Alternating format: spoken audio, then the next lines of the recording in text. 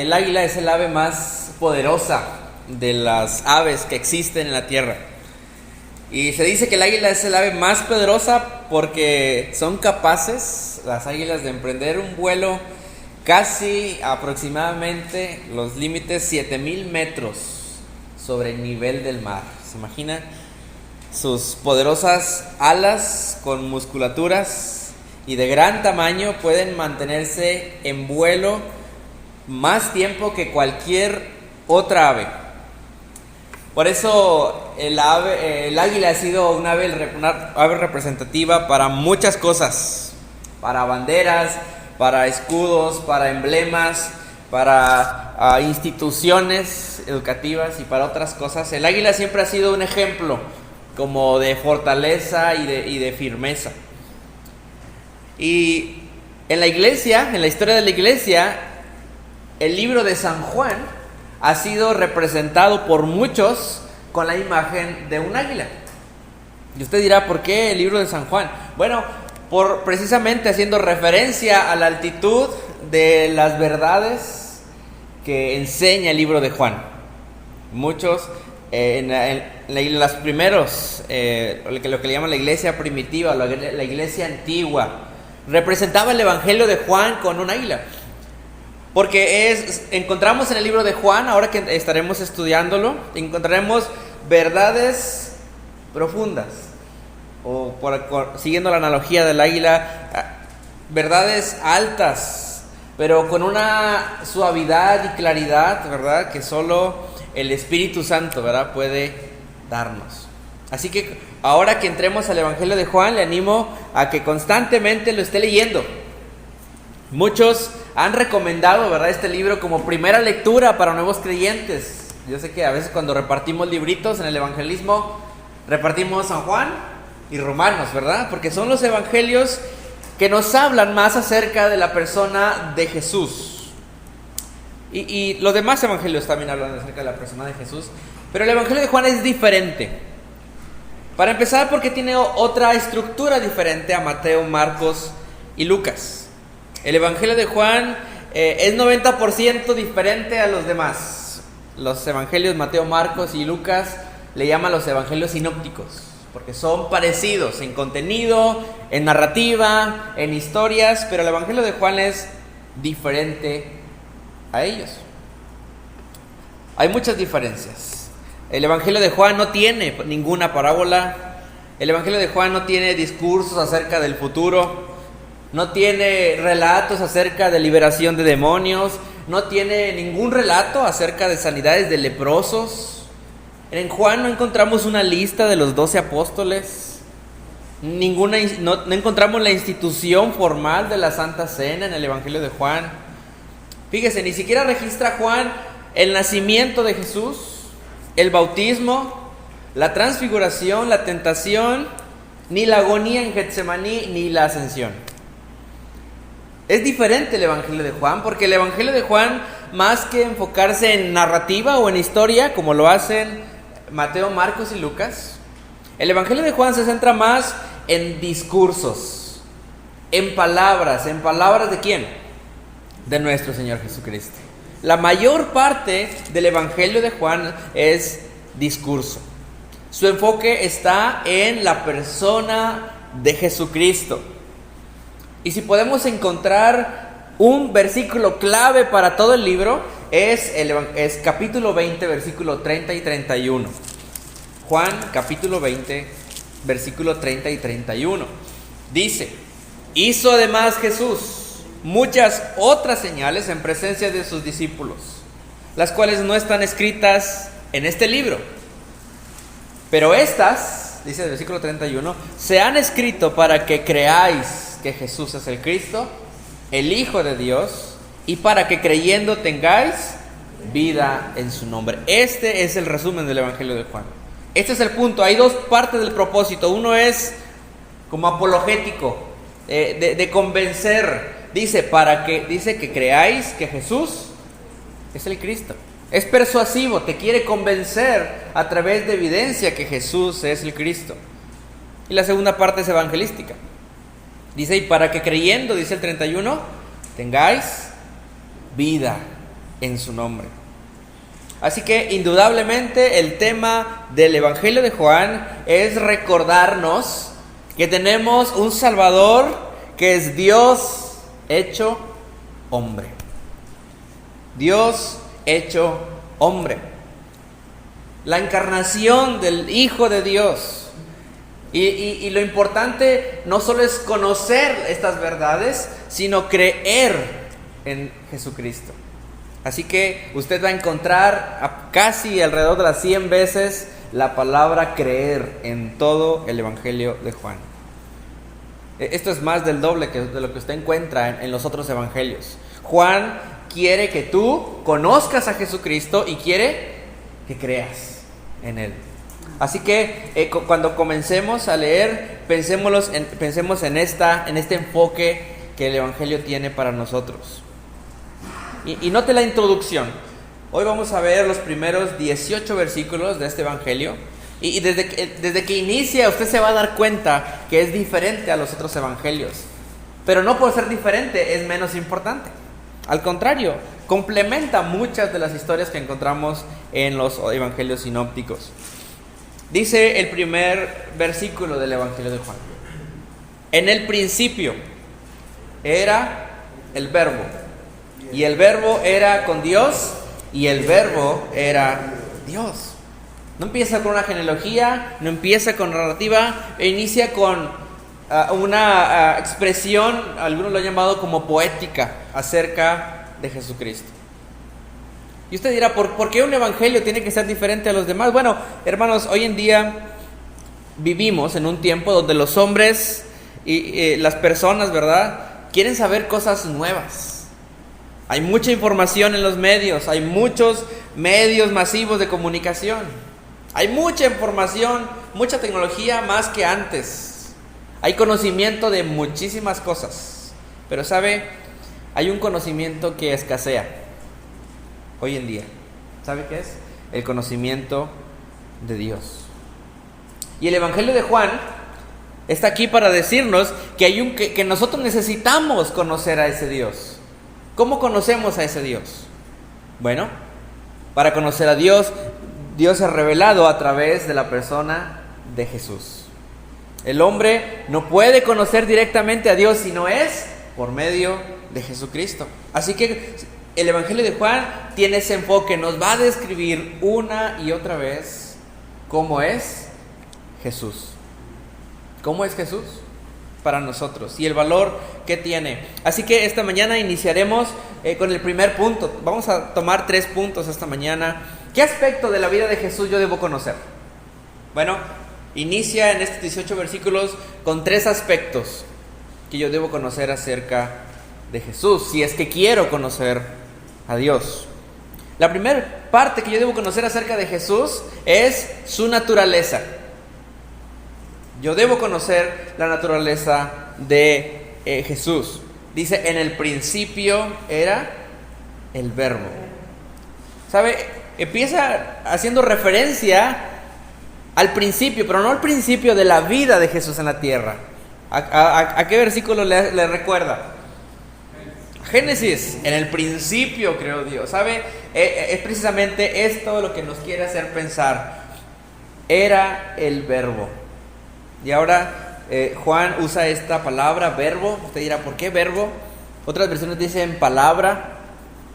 Bueno, esto viene de una expresión en el original que es logos. Bueno, Juan vivía en Éfeso y donde había mucha filosofía, donde había mucho pensamiento, ¿verdad? Acerca de la razón, acerca de la vida, de la existencia.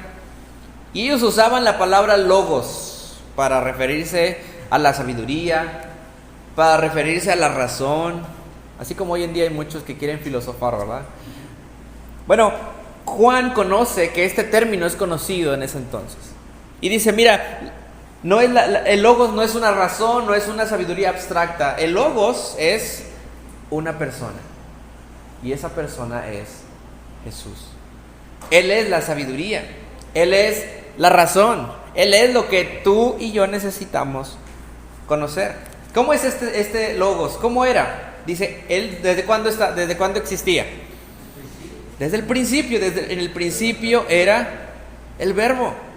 Cuando Génesis se estaba escribiendo, ¿verdad? Vemos cuando Dios crea los cielos y la tierra, nos dice Juan, ahí estaba el Verbo. Él era preexistente. Él existe antes de todas las... Él no llegó a existir en Belén, en el pesebre. El Verbo ya existía, hermanos, desde el principio, porque Él es Dios. Él es Dios eterno. Pero dice la segunda parte, y el Verbo era con Dios. Es decir, había una comunión de ese Verbo, de Jesús, de la segunda persona de la Trinidad, una comunión íntima con Dios. Y tercera parte dice, y el Verbo era Dios. Es decir, Él mismo, su persona, su esencia es igual a Dios. ¿Por qué Juan empieza así? Porque nosotros no solo debemos conocer acerca de la historia de Jesús. Yo creo que muchos de nosotros conocemos las historias, los milagros, conocemos, ¿verdad?, lo que Él hizo, la resurrección de Lázaro, la resurrección de la hija de Jairo, los milagros que hizo, ¿verdad?, convertir el agua en vino. Juan quiere que nosotros conozcamos no solo lo que hizo Dios, sino de lo que hizo Jesús, sino que conozcamos su persona. ¿Quién es Jesús? Es Dios mismo, porque Él existía desde el principio. Él es el Verbo. A veces nosotros, alguna vez, nos han enseñado a respetar a los mayores, a los ancianos, ¿sí? ¿Por qué nos enseñan a respetar a los ancianos? Porque tienen experiencia, ¿verdad? Para muchos son, escuchar su sabiduría, su experiencia, su conocimiento, y nos enseñan, ¿verdad?, a respetarlo. Y nosotros consideramos que su edad a veces es un símbolo de autoridad para nosotros, ¿verdad? Porque ellos saben más acerca de la vida que nosotros. Hermanos, cuando pensamos en Cristo, no solo estamos pensando en un anciano, estamos pensando en el Dios eterno. Debemos pensar que Él existía desde antes de la fundación del mundo. ¿Sabe? Muchas veces nosotros creemos que conocemos mejor la vida que el mismo Cristo. ¿No le ha pasado? A veces vemos principios que Él nos ha revelado, su sabiduría, y creemos que nosotros podemos llevar mejor a cabo la vida, más que lo que Él nos enseña. Pero nos dice Juan, Él ya estaba desde el principio, porque Él es un Dios, Él es el Dios eterno. Él es igual a Dios. Cuando nosotros nos rebelamos contra su sabiduría, estamos olvidando que Él ha existido desde siempre y para siempre, porque Él es el Dios eterno. ¿Qué aspecto de Jesús debo conocer también? Note lo que dice el versículo 3. Bueno, el versículo 2 complementa esta verdad. Este era, en el principio, con Dios. Versículo 3. Todas las cosas por Él fueron hechas, y sin Él nada de lo que ha sido hecho fue hecho. ¿Qué aspecto de Jesús quiere Juan que conozcamos? ¿Cómo es Jesús? Aparte de ser el Dios eterno, preexistente, Él es el Creador. Esto es una verdad, o como lo decía el águila, alta o profunda, pero con palabras claras. Jesús es el Creador. Él creó junto con el Padre, ¿verdad?, y el Espíritu Santo en la Trinidad, la creación. Él es el Creador. Así que nosotros debemos conocerle como Él es. Él tiene el poder para crear. Y si Él es el Creador, nosotros somos sus criaturas. Otra vez, si tú quieres conocer a Dios, a Jesús, tienes que conocerle tal como Él es. Él es el Dios eterno. Él es el Creador. Pero fíjese lo que dice el versículo 4. En Él estaba la vida, y la vida era la luz de los hombres. No solo nos dice que Él ya existía, no solo nos dice que Él estuvo en la creación, sino que nos dice que Él mismo es la vida y la luz. Dice, en Él estaba la vida, y la vida era la luz de los hombres. Él no necesita de nadie para existir. Él no necesita de nosotros, ¿verdad?, para tener su poder. Él no necesita de nuestra adoración para existir. Él no es un ser creado por nosotros. Él es autoexistente. En Él estaba la vida. Nosotros venimos de su poder. ¿Alguna vez ha conocido personas que puede decir, mira, esta persona es como si tú vieras, como si la disciplina en persona fuera él? ¿Sí? Él es una persona tan ordenada que se levanta a tal hora siempre, todos los días, hace todo a la misma hora, no se le pasa ni uno, es bien ordenado. Es como si él fuera la disciplina en persona. O piensas en otro, es como si esta persona fuera, y le ponemos el adjetivo, ¿verdad? Porque, ¿qué decimos? ¿A qué nos referimos? Como que su distintivo, ¿verdad? Es reflejar eso, ¿verdad? En todo su ser. Bueno, cuando hablamos de Jesús, hablamos que Él es la vida. Dice, en Él estaba la vida, y la vida era la luz de los hombres. Por eso más adelante en el Evangelio, en el capítulo 8 de este Evangelio, Jesús dice, yo soy la luz del mundo. El que me sigue no andará en tinieblas, sino que tendrá la luz de la vida. Nota las dos cosas, la luz y la vida. Así como el Salmo 36:9 dice, porque contigo está el manantial de vida, en tu luz veremos la luz. Note lo que nos está diciendo acerca de Jesucristo. Él es la vida misma. Versículo 5.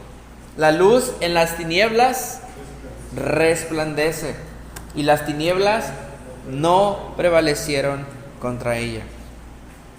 Querido hermano, debemos recordar otra vez que Él es un Dios autoexistente, que Jesucristo es la segunda persona de la Trinidad, que nosotros adoramos a Dios hecho carne, hecho hombre. Él no necesita de nosotros, como decía hace un momento. Nosotros necesitamos de Él. Así que si tú quieres conocer a Dios, necesitas conocer a Jesús, ¿verdad? Y necesitas conocer esto que nos recuerda que Él es Dios. Y nos dice, esa luz en las tinieblas resplandece, y las tinieblas no prevalecieron contra ella. A pesar de los ataques, ¿verdad?, de Satanás, de frenar esa luz, de frenar lo que Él alumbra en las tinieblas, en este mundo caído, dice esta palabra que las tinieblas no pueden resistir a la luz. Y esa luz es Jesucristo. ¿Sí? Así como en un cuarto oscuro, ¿alguna vez ha estado usted en un cuarto oscuro, tan oscuro que a veces no puede ni ver, y que de repente encuentra una pequeña lucecita, algún cerillo o algún encendedor, algo pequeño, una pequeña pizca de luz alumbra, ¿verdad? La oscuridad no resiste ni un pequeño rayo de luz, ¿sabe? Dice este pasaje, versículo 5, que la luz, este Salvador que vino a nosotros, vino a resplandecer en tinieblas, y las tinieblas no prevalecieron contra ella. Es decir, que este Cristo, este Salvador, este Jesús en el que nosotros confiamos, es un Salvador que es poderoso para vencer al mal. Hoy en día vemos, ¿verdad?, que el mal avanza. Vemos que las cosas, como siempre decimos una y otra vez, cada vez estamos de mal en peor. Satanás parece que está influyendo en las personas de autoridad, está influyendo en los medios de comunicación. Pareciera ser que los principios, que los valores de este mundo están yendo en auge, y pareciera ser, ¿verdad?, que el conocimiento de Dios y que el Evangelio como que está siendo minimizado. Y sí hay una lucha, ¿verdad? Pero debemos recordar que si tenemos a Cristo, nosotros tenemos la luz. No hay nada que pueda detenernos. Y esa es nuestra confianza. Por eso cuando llegamos a Cristo, llegamos con esa seguridad de que en Él encontramos la vida y encontramos la luz. Este es el aspecto que usted y yo debemos conocer acerca de Jesucristo. Su naturaleza, ¿cómo es? Él es el Dios eterno. Él es el Dios creador.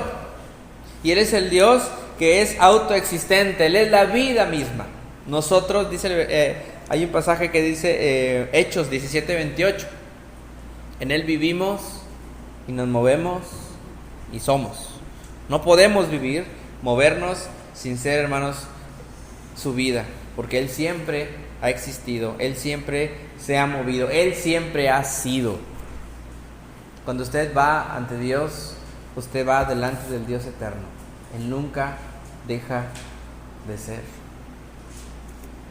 Pero ¿qué es la segunda parte que usted y yo debemos conocer? ¿Qué nos lleva Juan? ¿Por qué nos dice esto acerca de Jesús? Porque después nos va a dar un testimonio acerca de este Jesús. Versículo 6. ¿Estamos ahí? Vamos a leerlo juntos, el versículo 6.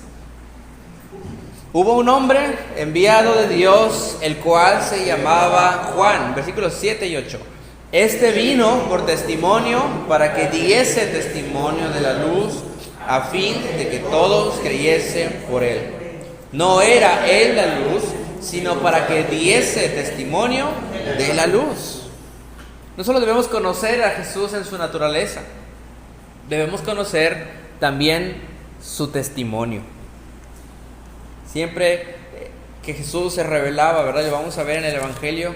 Siempre que Jesús se mostraba y hacía señales, daba sus discursos, las personas respondían. Algunos respondían bien, otros respondían con compromiso, otros se entregaban y otros lo rechazaban.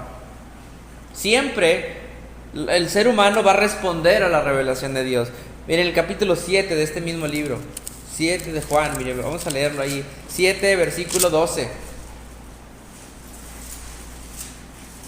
Juan 7:12 dice: y había gran murmullo acerca de él entre la multitud, pues unos decían, es bueno, pero otros decían, no, sino que engaña al pueblo. Algunos nada más tenían su perspectiva de Jesús como que es bueno, es bueno. Yo te decía, no, él engaña. Mire, más adelante vemos, algunos en el capítulo anterior, capítulo 6, versículo 14, cómo respondieron los de la multitud de los panes y los peces. Versículo 14 y 15 de Juan 6. Aquellos hombres entonces, viendo la señal que Jesús había hecho, dijeron, este verdaderamente es el profeta que había de venir al mundo. Note lo que sí dice, pero entendiendo Jesús que iban a venir para apoderarse de él y hacerle rey, volvió a retirarse al monte del sol. Estos respondieron a él diciendo, bueno, no solo es bueno, sino que parece profeta. ¿Sí? Vamos a hacerlo rey, ¿verdad? Porque un rey que alimenta con pocos panes es el rey ideal. Ellos respondían, ellos definían a Jesús así. Pero mire, vamos adelante en Juan capítulo 12, versículo 42. Otros respondieron a Jesús considerando su enseñanza y decían, ok, sí, viene de Dios. Juan 12, versículo 42. Con todo eso, aún de los gobernantes, muchos creyeron en él. Pero a causa de los fariseos, no lo confesaban. ¿Para qué? Para no ser expulsados. Otros decían, sí, ya otro nivel más adelante, ¿verdad? Sí, viene de Dios, pero hay un límite. No me comprometo porque si me paso, me pueden expulsar de la sinagoga. Juan 10, versículo 20. Juan 10, 20. Dicen, volvió a haber disensión entre los judíos, 19, ¿verdad? Disensión entre los judíos por estas palabras. Muchos de ellos decían, demonio tiene y está fuera de sí. ¿Por qué lo oís? Decían otros, estas palabras no son de endemoniado. ¿Puede acaso el demonio abrir los ojos de los ciegos? ¿Cuál es la perspectiva de otros? Decían, no, este está fuera de sí. Este está endemoniado o está fuera de sí, ¿verdad? En otras palabras, está loco. Note que siempre en el libro de Juan vamos a encontrar cómo los hombres respondieron. Algunos creían, otros no creían, algunos entendían, algunos se comprometían y otros no tanto, pero siempre respondían. Ahora digo, ¿por qué digo esto? Porque Dios envió a un anunciador, ¿verdad? A un anunciante del Mesías. ¿Quién es? Leímos en Juan 1. Hubo un hombre enviado de Dios, el cual se llamaba Juan. Ese es el el hombre, el precursor, ¿verdad? Que Dios había prometido que iba a preparar el camino para este Mesías. Él estaba anunciando, ¿verdad?, que iba a venir el Cristo, el Salvador. Y la gente empezaba a responder. Algunos respondían con fe, otros respondían, ¿verdad?, dudando. Pero cada uno tenía una respuesta. El libro de Mateo nos dice que vino Juan el Bautista, Mateo 3, versículo 1, predicando en el desierto de Judea y diciendo: arrepentíos, porque el reino de los cielos se ha acercado. Juan estaba anunciando que venía el Salvador. ¿Y qué decía? Según el versículo 7, este vino por testimonio, ¿para qué? Para que diese testimonio de la luz, a fin de que todos, note esa palabra otra vez, para que todos creyesen por él. No era él la luz, sino para que diese testimonio de la luz. Dios ha envió mensajeros para que el mundo conociera a este Jesús, pero muchos no le aceptaron. Y vamos a ver las dos respuestas. Versículo 9. Aquella luz verdadera, dice, que alumbra a todo hombre, venía a este mundo. En el mundo estaba, y el mundo por él fue hecho, pero el mundo no le conoció. Este es el ejemplo de los que le rechazaron. Dios había visto, ¿verdad? Había en la persona de Jesús, había visto al mismo Dios, a la persona de Dios, a su carácter, a su Hijo. Pero muchos, aún viendo esa luz, decidieron rechazarla. Y eso, hermanos, es lo que hoy en día los hombres siguen haciendo. Los hombres no se condenan por ignorancia. Los hombres saben que hay un Dios. Los cielos cuentan, dice el Salmo, la gloria de Dios, y el firmamento anuncia la obra de sus manos. Ellos saben que hay un Dios. No hay excusa. Romano nos dice que no hay excusa. El problema es que ellos no quieren, ¿verdad?, recibir esa luz. ¿Por qué creen? Porque esa luz va a reflejar la realidad de sus corazones. Y ellos prefieren negar a ese Salvador, porque si aceptan a ese Salvador, están reconociendo que Él es el Señor. Y tendrán que someterse a Él, y ese es el problema. Por eso muchos huyen de Él. Por eso dice Juan, esa luz verdadera que alumbra a todo hombre venía. En el mundo estaba, y el mundo por Él fue hecho, pero el mundo no le conoció. Hermanos, tú y yo somos responsables de cómo respondemos a esa luz que viene, ¿verdad?, de este mundo. Y la palabra mundo se repite varias veces. Y en el libro de Juan varias veces va a encontrar este tema. Mundo, una y otra vez. Y hablaremos más de eso. Pero nos damos cuenta que cada uno, siempre que escuchamos la palabra, siempre que escuchamos de Cristo, tenemos una respuesta. La pregunta es, ¿cómo vamos a responder? ¿Responderemos como algunos hombres que decían, bueno, pues es que es bueno? Algunos responden diciendo, bueno, sí, son buenos ejemplos, son buenos consejos, pero hasta ahí nada más, ¿verdad? Otro responde, bueno, sí, Jesús es Dios, pero Jesús yo le voy a buscar para que Él me dé algo a mí. Mientras conteste mis peticiones, mientras guarde mi familia, mientras tenga todo lo bueno, pues le voy a buscar. Pero un compromiso mayor, ¿verdad? Pues ya no. Porque puedo perder otra cosa.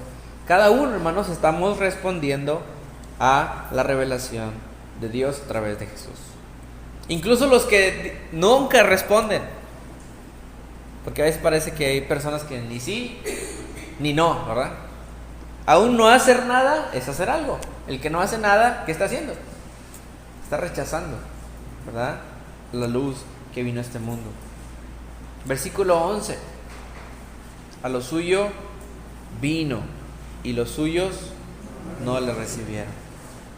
Estamos viendo el ejemplo de los que le rechazaron. No solo vino a este mundo, ¿verdad?, su creación, sino que podemos ver más específicamente, Él vino a su pueblo Israel, de la familia, ¿verdad? De Abraham. ¿Y los suyos? Los que él había, ¿verdad?, escogido, dando promesas específicas, le rechazaron. Y en lugar de arrepentirse de su pecado y aceptarlo como el Mesías, ¿qué gritaban? Crucifícale. Incluso decían muchos, su sangre sea sobre nosotros y sobre nuestros hijos. Ahí en Mateo 27, versículo 23 y 25. Por eso el apóstol Pedro, cuando predica en Hechos capítulo 2, versículo 22, dice: varones israelitas, oíd estas palabras. Jesús Nazareno, varón aprobado por Dios entre vosotros con las maravillas, prodigios y señales que Dios hizo entre vosotros, por medio de él, como vosotros mismos sabéis, a dice, entregado por el determinado consejo y anticipado conocimiento de Dios, ¿qué hicieron? Prendisteis y matasteis por manos de inicuos, crucificándole. Hermanos, es importante cómo tú respondes al Evangelio de Jesucristo. Es importante cómo escuchas. Es importante cómo recibes, cómo escuchas el mensaje. A lo mejor dirás, bueno, hermano, pero es que yo ya conocí el Evangelio hace años y yo ya tomé una decisión, ¿verdad?, de seguir a Cristo. Hermanos, pero el Evangelio no solo es para una vez, ¿verdad?, en nuestra vida. El Evangelio es para todos los días. Necesitamos recordar esas buenas nuevas, recordar lo que Jesús es. ¿Quién es? Él es el Hijo de Dios. Él es el Dios eterno. Él es el Creador. Él es el Dios que en Él está la vida. Él es ese Dios que vino a buscarnos. Nosotros no buscamos a Dios. Dice, Él vino, esa luz verdadera que alumbra a todo hombre, vino. No fue nuestra búsqueda de Dios. Él vino a buscarnos. Y eso es, hermanos, lo que tú y yo debemos recordar acerca de su testimonio. Así que cada vez que escuches el Evangelio, responde. Responde como Dios quiere que responda. Juan 3, versículo 18. Yo creo que lo conocemos 3:16, ¿verdad? Pero 2 versículos más, a veces no nos gusta leerlos tampoco, ¿verdad? Porque dice, el que en Él cree, no es condenado. Pero el que no cree, ya ha sido condenado, porque no ha creído en el nombre del unigénito Hijo de Dios. ¿Cuál es la condenación? Escuchar y no creer. Vamos a ver ahora el ejemplo, pero de los que sí creyeron ahora. Ya vimos el testimonio de Juan, vimos el ejemplo de los que no creyeron, pero vamos a ver qué pasa con los que sí creen. Versículo número 12. Más, ¿verdad? Hay un contraste. Más a todos los que le recibieron, a los que creen en su nombre. ¿Qué dio? Le dio potestad de ser hechos hijos de Dios. Ese es el ejemplo de los que creyeron. Y aquí usa la palabra, ¿verdad? A los que le recibieron. Esa palabra puede traducirse como tomar, como agarrar. Como cuando usted va a los juegos mecánicos, ¿verdad? ¿Cómo va? Bien a gusto, ¿verdad? No, va bien pescado, ¿verdad? Usan la palabra asido, agarrado, ¿sí? Es tomar con fuerza, con determinación algo de lo que tú no te quieres soltar. Esa es la definición, ¿verdad?, de la palabra recibir, a los que le recibieron. No nomás a los que dijeron, sí, está bien. Sí, está bien. Sí, cuando nos compartieron el Evangelio, sí, está bien, gracias por decirme. No, ellos tomaron la verdad de Jesús, la meditaron, la apreciaron y se tomaron de ella y no se sueltaron. Eso es recibir, en ese sentido, al Salvador. ¿Y qué les dio el Señor Jesús? Les dio potestad de ser hechos hijos de Dios. A los que recibieron, ¿verdad?, el mensaje de Jesucristo, de este verbo encarnado, la palabra de Dios encarnada, a los que recibieron este mensaje, ¿verdad?, de Él, Dios les dio potestad de ser hechos hijos de Dios. Pero ellos necesitaban, ¿verdad?, asirse de toda la persona de Jesucristo, no nada más de alguna parte de la persona de Jesucristo. Hay ciertas cosas que nos gustan, ¿verdad?, de la persona de Jesucristo. A veces cuando definimos a Cristo, definimos con aspectos que nos convienen, ¿verdad? O que a veces lo malentendemos. ¿Cómo es Jesucristo? Y pensamos, bueno, Jesús es amor, es paciencia, ¿verdad? Es perdón, y sí lo es. Pero Cristo también es justo, ¿verdad? Él también es paciente, pero Él determina, ¿verdad? Las circunstancias de nuestra vida. Él es soberano, Él gobierna, Él es el Señor. ¿Hay algo que no has querido aceptar de la persona de Jesús? Cuando lees la Escritura dices, híjoles, si tan solo este versículo no estuviera, pues estuviera mejor para mí, ¿verdad? No, cuando tú vas a Cristo, tú tienes que tomarte de todo lo que lees. Todo lo que la palabra de Dios dice, tú lo debes recibir. Y a los que le reciben, dice, les dio potestad de ser hechos hijos de Dios. Hay una bendición especial, hay una potestad. Esto ni siquiera lo ganaste tú, porque el siguiente versículo dice, los cuales no son engendrados, ¿de qué? Ni de sangre, ni de voluntad de carne, ni de voluntad de varón. Es de sangre, ¿verdad? No se obtiene, no somos hijos de Dios por la herencia familiar, ¿verdad? No somos hijos de Dios por el pueblo donde nacimos. Los judíos, ¿verdad? No nada más por ser judíos, ¿verdad? Iban a entrar en el reino de Dios. Necesitaban ellos creer en Jesucristo. Dice, no es de carne, no es un deseo de que los hombres tengan, ¿verdad? No es que, es que a veces decimos, es que yo decidí seguir a Cristo. Y claro que tomamos decisiones, ¿verdad? A veces usamos esa terminología. Cuando yo andaba lejos de Dios, después me acerqué a Dios, ¿verdad? Y entendemos a qué nos referimos, ¿verdad? Pero si nos ponemos a meditar, no fuimos nosotros los que nos acercamos a Dios. Él fue el que se acercó a nosotros. Porque dice, no fue por voluntad de sangre ni por voluntad de carne. No fue por una voluntad de un hombre que podemos conocer al Salvador. Es por la voluntad de Dios. Ni la voluntad de varón. No es un sistema que yo creé, que los hombres crearon, ¿verdad? A veces así definen muchos el cristianismo. Es un sistema nuevo que los hombres crearon para sentirse bien, para buscar paz en su interior. Por eso está la religión. Es un sistema que ellos han utilizado para poder sobresalir ante sus problemas. Hermanos, esto no es el cristianismo. El cristianismo es Cristo viniendo por los pecadores. Esto no es por voluntad de varón. Esto no es por voluntad de carne. Esto fue por voluntad de Dios. Él nos encontró. Él nos buscó a nosotros. Así que si yo quiero conocer a Dios, tengo que conocer a ese verbo, esa palabra encarnada. ¿Cómo es? Ya dijimos. Él es el Dios eterno, que existía antes de que todo existiera. Él es ese Dios creador.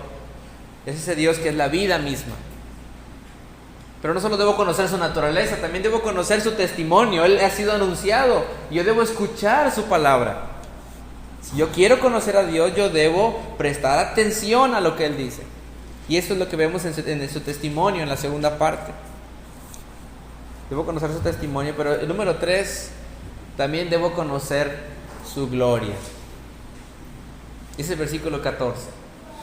Yo debo conocer la gloria de este verbo que se hizo carne. Dice versículo 14. Y aquel verbo, esta palabra, imagínense, ¿verdad? Esta palabra fue hecho carne y habitó entre nosotros.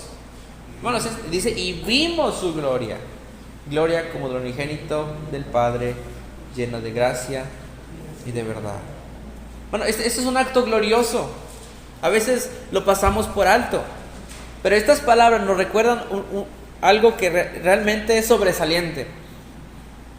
¿Quién era Cristo? ¿Dónde estaba la segunda persona de la Trinidad? Él era, siendo infinito, vino a hacerse finito como nosotros. Él siendo eterno, vino a morar entre nosotros en el tiempo. Siendo invisible, se hizo visible. Él siendo el creador, ¿verdad? Vino a morar en su creación. Esto es algo, hermanos, glorioso. El hecho de que Cristo se haya hecho como nosotros, en semejanza de carne.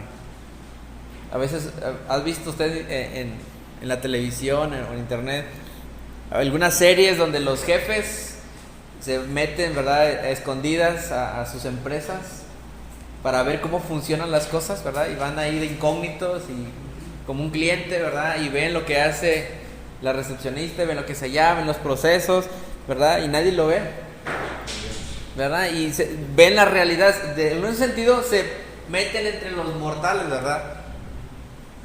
Pero es temporal. Y luego cuando se descubren, ¿verdad?, y se dan cuenta que era el jefe, pues en el programa no hace nada, ¿verdad? Pues se ríen, ¿verdad? Pero me imagino después de que se acaba el programa, dejan de grabar. Pues ahora sí, ¿sabes qué? Ya vi lo que hacen y empiezan, me imagino, ¿no? ¿Sabe? Pero Cristo fue mucho más allá que un jefe visitando su empresa. Él es el creador del universo. Y Él no solo vino a visitarte para ver, Él vino a hacerse como uno de nosotros. Y esto, hermanos, refleja la gloria de ese Salvador. Dice, habitó entre nosotros. ¿Dónde habitaba Él? Habitaba en el cielo. Había una comunión perfecta con el Padre y el Espíritu Santo, pero Él dejó eso temporalmente por venir a morar entre hombres y mujeres imperfectos como usted y como yo. Y dice, habitó, y la palabra es habitar en una tienda, puso su tienda en medio de los hombres. En el Antiguo Testamento, el pueblo de Israel ponía sus tiendas en el desierto y en medio estaba el tabernáculo, donde Dios moraba. Y eso apuntaba a la persona de Jesús, porque Él no solo vino a morar en una tienda, Él vino a vivir entre su pueblo. ¿Y sabe qué? Él volverá un día a habitar para siempre otra vez con nosotros, con los creyentes. Dice Apocalipsis capítulo 21, versículos 3 y 4. Y oí una gran voz del cielo que decía, note estas palabras que son muy semejantes: he aquí el tabernáculo de Dios con los hombres. Note esa palabra de la tienda. Y Él morará con ellos, y ellos serán su pueblo, y Dios mismo estará con ellos como su Dios. Enjugará Dios toda lágrima de los ojos de ellos, y ya no habrá muerte, ni habrá más llanto, ni clamor, ni dolor, porque las primeras cosas pasaron. Sí, Él vino temporalmente a morar entre nosotros, hizo como nosotros, murió por nosotros en tentaciones semejantes a las nuestras y ascendió a los cielos, pero Él volverá y habitará para siempre entre su pueblo. Esto, hermanos, es una obra gloriosa que a veces no apreciamos, pero debiéramos recordar esa obra que hizo por nosotros. Por eso cada vez que leemos estos primeros pasajes de Juan, debemos decir gloria a tu nombre, porque lo hiciste por nosotros. Y note lo que dice los paréntesis: y vimos su gloria. Vimos gloria como del unigénito del Padre. Fue visible, ¿verdad? Esa preeminencia que Él tenía. Dice unigénito del Padre. Y unigénito no solo se refiere que a veces pensamos que fue el primero, ¿verdad? Entre varios. ¿Cuántos aquí somos los primogénitos? Sí, son los primeros. Pero cuando dice unigénito, Él se refiere a que es el único, ¿verdad? Y dice que nos hace referencia a que Él es sobresaliente sobre cualquier otro hijo de Dios. Nosotros nos llamamos hijos de Dios, pero Cristo es el Hijo de Dios. ¿Y qué más? ¿Cómo es este Hijo? Lleno de gracia y de verdad. Tal vez un líder, un jefe terrenal puede llegar a morar entre los súbditos, pero aún con todo lo que pueda, sacrificio que pueda hacer, no puede mostrar la misma gracia y el amor que Cristo mostró por nosotros. Dice, lleno de gracia y de verdad. Una muestra de la gracia de Dios es enseñándonos la verdad. Hermanos, para conocer a Dios necesitamos la palabra. No solo necesitamos una intención, porque ¿cuántos de nosotros hemos dicho que quiero conocer a Dios? Es que quiero conocer más, quiero crecer, ¿verdad? En mi vida espiritual. Quiero ser más como Cristo. ¿Cuántas veces no hemos dicho eso? Hemos orado por eso. ¿Qué Dios nos ha dado? Gracia y verdad. La verdad la encontramos en la palabra de Dios. Así que no menosprecies, hermanos, la palabra que Dios nos ha dado. Muchos dicen, no importa lo que creas, no importa si no eres diligente, con que tú seas sincero. ¿Será? Muchos incluso allá afuera dicen, no importa lo que tú creas, con que tú seas sincero, con eso basta. No solo necesitamos la sinceridad, necesitamos la verdad. Y esa verdad, otra vez, está en Jesucristo. Muchos, tristemente, están sinceramente engañados. Esta semana vimos la necesidad en las familias de los niños. Sus madres, sus padres, familias destruidas por muchas cosas. Escuchar y quebrantan nuestros corazones, y muchos de ellos están buscando sinceramente un refugio para sus almas. ¿Y sabe dónde acuden? A las distracciones, a los vicios, y muchos incluso hasta otras religiones, ¿verdad?, que no les van a dar esperanza. Porque no basta la sinceridad, necesitamos la verdad. Y esa verdad está en Jesucristo. Por eso una manera, la muestra de gracia que Dios nos ha dado es mostrarnos la verdad. Imagínense que usted nunca sintiera dolor, que su sistema nervioso se descompusiera, ¿verdad? O no sé cómo se dice, perdiera, y que nunca se diera cuenta cuando algo le duele, que se picara y ahí trajera ahí un alfiler y... ¿Cómo sería eso? Pero sabe, Dios nos ha mostrado la verdad, y esa verdad muchas veces nos va a picar, nos va a doler, nos va a quebrantar, pero es muestra de su gracia para con nosotros, porque Él quiere restaurarnos, quiere hacernos más semejantes a Él. Entonces dice, ese fue el testimonio que nos da Juan. Vimos su gloria lleno de gracia y de verdad. Cuando leemos sus discursos en el Evangelio, nos damos cuenta que en verdad Él enseñaba con gracia y enseñaba con la palabra de verdad. Dice versículo 16, porque de su plenitud tomamos todos, y otra vez, gracia sobre gracia. Note esto, gracia sobre... publiqué el 15, ¿verdad? Juan dio testimonio de Él y clamó diciendo, este es de quien yo decía, el que viene después de mí es antes de mí, porque era primero que yo, ¿verdad? Otra vez nos recuerda Juan, y cómo Juan apuntaba a Jesús. Él reconocía que Él no era el Mesías. Él ponía los reflectores en Cristo, y eso es lo que usted y yo también somos llamados a hacer.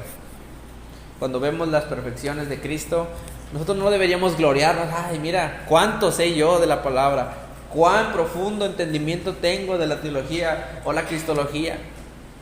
Hermanos, esto es gracias al Señor que podemos conocerle.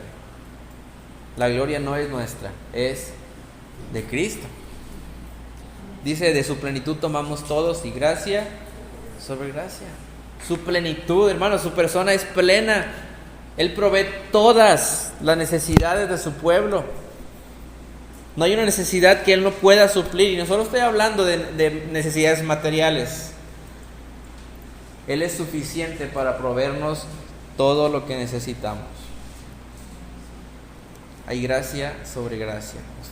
Tal vez usted no ha sido el cristiano que debería ser en estos meses, estas semanas. Pero si usted viene a Cristo, usted va a encontrar gracia. Si usted se arrepiente, el Señor le perdona y le lleva otra vez hacia Él. Tal vez usted no ha cumplido, ¿verdad?, con los deberes que Dios le ha llamado como creyente, como cristiano, como padre, como hermano. Pero si usted va al Señor y se arrepiente, Él le da gracia. Pero si dice gracia sobre gracia, de su plenitud. A Él no le hace falta nada.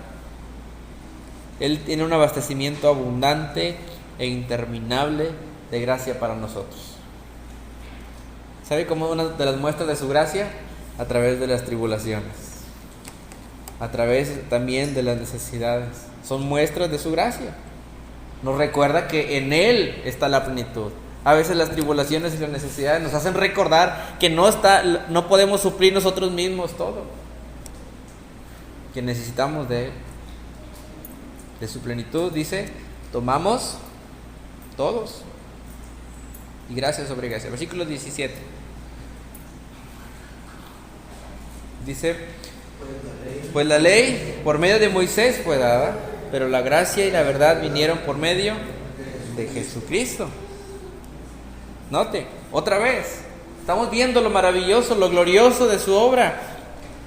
Debemos conocer su gloria porque ya vimos, es glorioso que Él se haya hecho carne, es glorioso que Él se haya acercado a nosotros, es glorioso tener su palabra, pero sabe, también es glorioso los beneficios que nos da.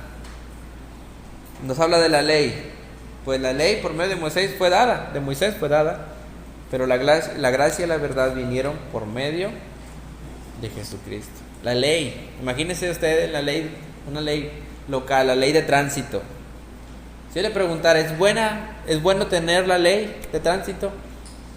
Es bueno, ¿sí? ¿Cómo nos damos cuenta que es buena la ley? Pues cuando la gente la cumple, ¿verdad? Y se limita en lo que no debe hacer. Pero también vemos que la ley es buena cuando las multas se aplican, ¿verdad? Si tuviéramos una ley y nunca se aplicaran las multas, ¿de qué serviría la ley? Cuando voy a dejar a Violeta al trabajo, la parte del seguro tiene letreros de no estacionarse. Pero pues llegamos todos rayando y todos nos estacionamos ahí, hay una fila. Pero a veces he pasado alrededor de las 9 de la mañana, varias veces, y en alguna ocasión paso y no hay ningún carro, y digo, mira qué raro. Y luego volteo y está el tránsito con una pila de placas, ¿verdad? Digo, ya sé por qué, ¿verdad? Funciona la ley, pues temporalmente, ¿verdad?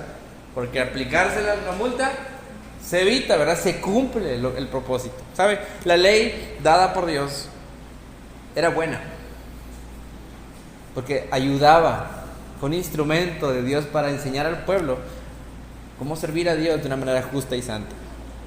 Pero esa ley, porque era buena, necesitaba cumplir también multas o castigos. Y eso solamente recordaba que la ley, que no éramos suficientemente perfectos para cumplirla. ¿Qué necesitábamos? Un Salvador que nos librara del pecado completamente. Y por eso la ley, dice Gálatas capítulo 3, es nuestro ayo para llevarnos a Cristo. Es como un tutor. Por eso, sí, la ley fue buena, pero la gracia y la verdad vinieron por medio de Jesucristo. Y eso también, hermanos, es glorioso. El último versículo nos dice, a Dios nadie le vio jamás. El unigénito Hijo que está en el seno del Padre, Él le ha dado a conocer. Nadie puede conocer a Dios si no es por medio de Jesucristo. ¿Alguna vez, a lo mejor usted ha pensado en la vida de los famosos? O alguna persona famosa. Yo a veces veo y digo, ¿cómo será la vida de ellos? ¿Cómo será la vida diaria de ellos? Veo algunas cosas, ¿verdad? Pues se ven en los medios de comunicación, pero ¿cómo serán realmente? ¿Qué pensarán? ¿Qué platicarán? ¿Qué comerán? A veces digo, ¿cómo será un día, verdad? En la vida, y ponga el personaje que usted quiera. Digo, a lo mejor jamás sabré, ¿verdad? Jamás tendré la oportunidad de acercarme a esa persona. Y los ves usted en los desfiles de galas o en los eventos, inalcanzables, ¿verdad? Las personas buscándolos y aclamándolos, ellos allá. Personas buscando a esos ídolos y nunca podrán acercarse. Yo digo, no importa si no conozco a esos ídolos. Yo conozco a Dios. ¿Cómo que conozco a Dios? A través de Jesucristo. Él se reveló a nosotros a través de su Hijo. Jesús es la respuesta a esa pregunta, ¿cómo es Dios? Ve a la persona de Jesucristo y usted sabrá cómo es Dios. Cuando los discípulos le preguntaron en Juan, igual, capítulo 14, versículos 7 al 9, así que vamos a ir para leerlo juntos. Juan 14, versículos 7 al 9.